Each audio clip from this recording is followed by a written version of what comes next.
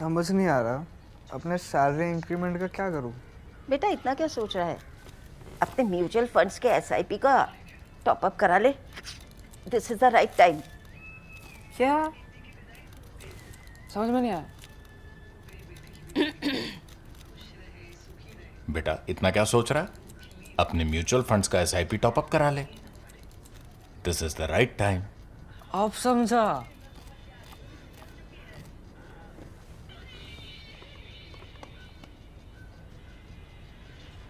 Mutual fund investments are subject to market risks. Read all scheme related documents carefully. Donald Trump has once again reversed his position, this time on Ukraine, and once again with global repercussions in the making, including for New Delhi. Since returning to the White House, his Oval Office meetings have taken on an almost mythical quality, with global consequences often hinging on his remarks. In a recent episode, NATO chief Mark Rutte was seen placating Trump with daddy diplomacy, who publicly aired his frustration over being played by President Putin. This was followed by Trump announcing what many are calling a U-turn in his policy on Ukraine, on NATO, and Europe. However, it's the other part that has had the Indian strategic circles speculating, which is the likely passing of the Graham-Blumenthal bill on sanctioning Russian energy buyers, something I will return to in a bit. And why this becomes even more important to discuss now is because a few days after Trump made his U-turn on Ukraine, the EU, which is the European Union, came up with the 18th tranche of sanctions against Russia, which saw lowering of the price cap from $60 per barrel to $47.6 per barrel, and this has been adopted by the UK as well.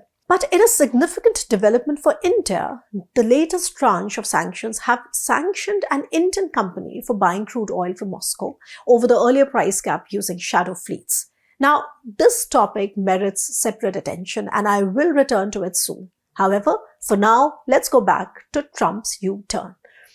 So under the new Trump policy, or the alleged U-turn, basically it is Europe that will foot the bill, which is around $10 billion for largely defensive and maybe some offensive weapons from the United States. While some European leaders see this as a necessary compromise, others view it with unease because the bottom line of this U-turn is simply Trump allowing Europeans to buy certain categories of weapons for Ukraine. But the real shocker is still in the making, and that is the growing support for Graham-Blumenthal bill that promises to put high secondary tariffs from about 100% to 500% on countries like China, India, and Brazil for buying the sanctioned Russian oil. Now, the decision has only deepened the sense that the world remains trapped in the aftermath of a Pax Americana gone lax, not strong enough to shape global affairs decisively, and yet not weak enough to allow others real autonomy. Before I go further, let me tell you the prelude to this situation. Now, just days before announcing his major policy reversal on Ukraine, Donald Trump had already exercised his presidential drawdown authority for the first time for Ukraine since returning to office, authorizing approximately $300 million in aid to Kyiv. Now, this move came on the heels of ex-Fox News host and now Secretary of Defense Pete Hegseth reportedly acting on advice from Elbridge Colby, halting aid to Ukraine, which led to immediate and visible devastation in the country. Now, Trump has set another 50-day deadline for Russia to decide on a ceasefire.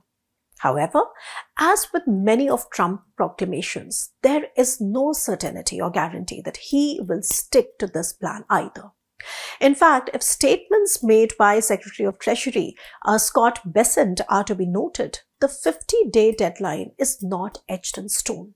Also, like I earlier mentioned, the rhetoric to impose a sweeping 100% to 500% tariff on Russia and its trade partners, notably including China and India, if no ceasefire is reached by the deadline, is also growing and might have severe implications for India. In this regard, NATO chief Mark Rutte, who was very much present with Trump in the Oval Office when the U-turn was being announced, has not minced his words.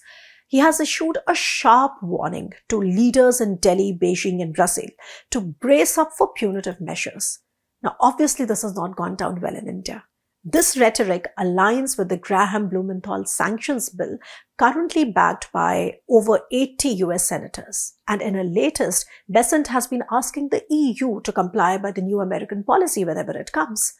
Now, like I said, this has direct implications for India, which is now one of Russia's largest crude oil buyers.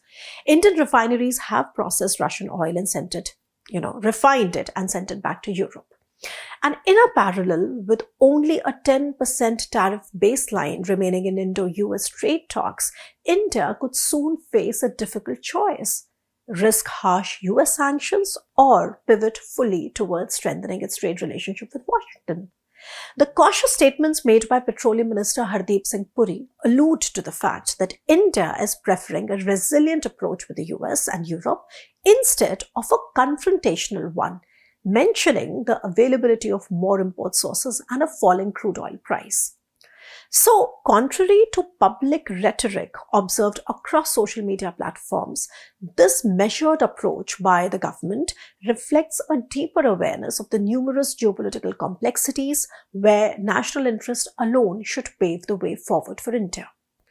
Now, coming to Trump's U-turn, I would say it is less U, more a zigzag, and hardly a favor to anyone.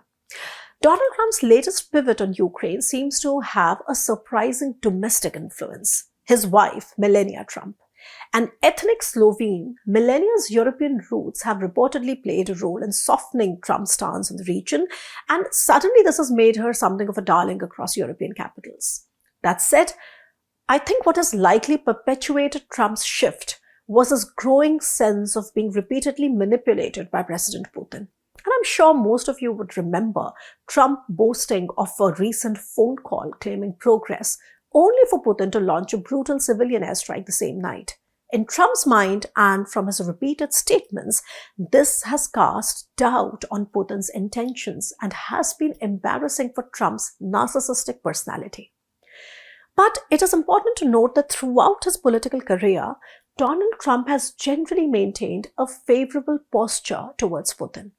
Russia, in turn, has welcomed this favorable position.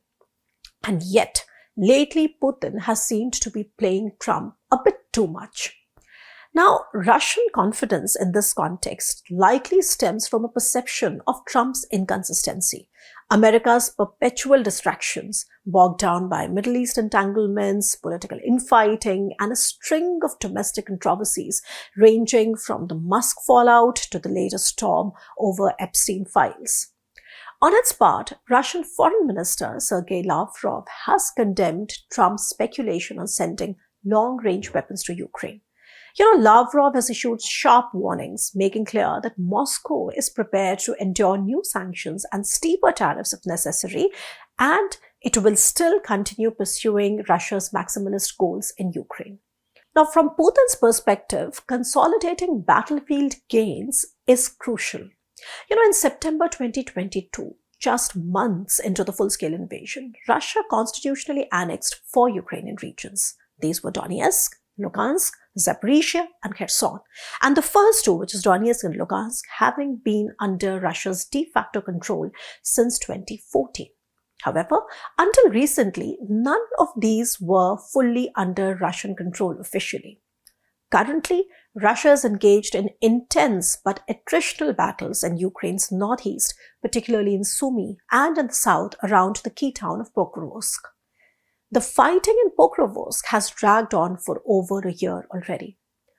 But that said, the most significant military gain from Russia's sluggish summer offensive of 2025 has finally been Lugansk, now almost entirely under Russia's control. The other 3 regions remain partially occupied at best, and at current pace of territorial gains, a complete military takeover over those 4 regions could take years, if not decades.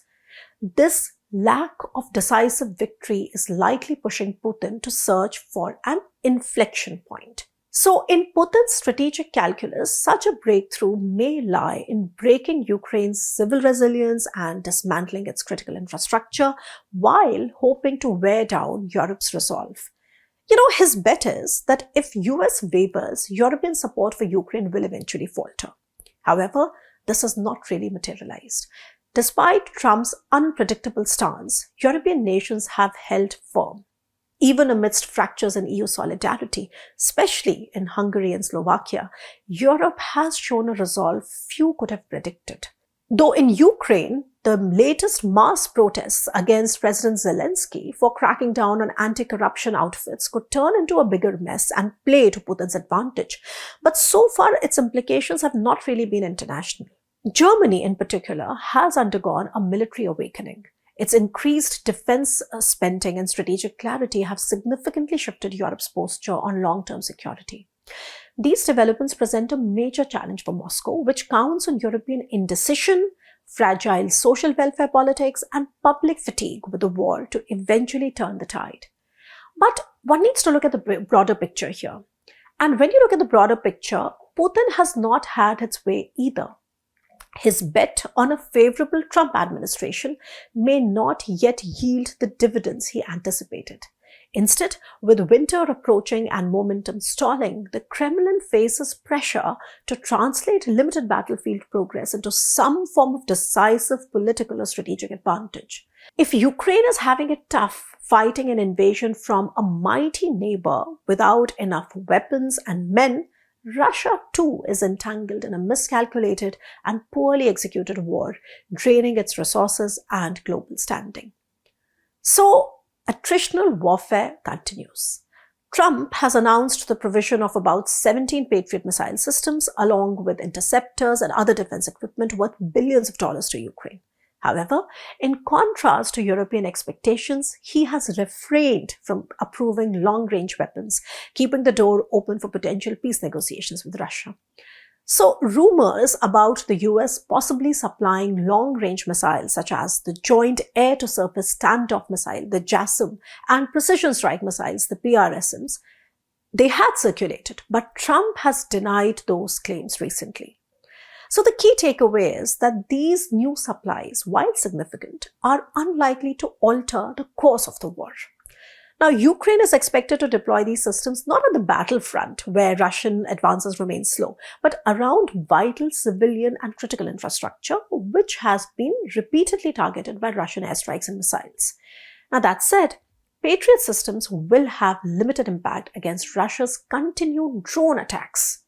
That said, Trump's special envoy Keith Kellogg has spent an entire week in Ukraine recently and is understandably playing a role in Trump's change of heart. So the current U-turn on Ukraine has many blanks to fill unless Trump shows consistency enough to provide a discernible enough pattern in his strategy.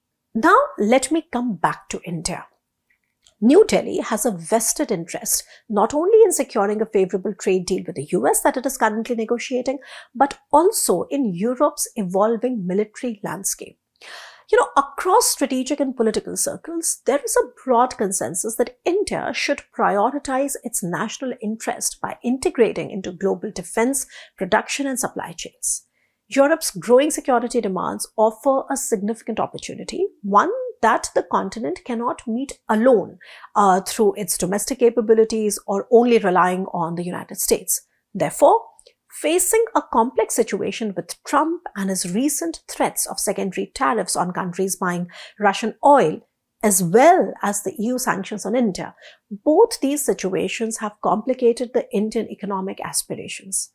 So the answer, in my opinion, does not lie in India pursuing strategic autonomy as an end unto itself, which is, a stance made clear by recent official remarks, but in strategic resilience that would enable India to navigate the current flux most optimally by avoiding confrontation. I'll be back with a more detailed analysis on crude oil sanctions and what it means for India's larger economic aspirations. Stay tuned.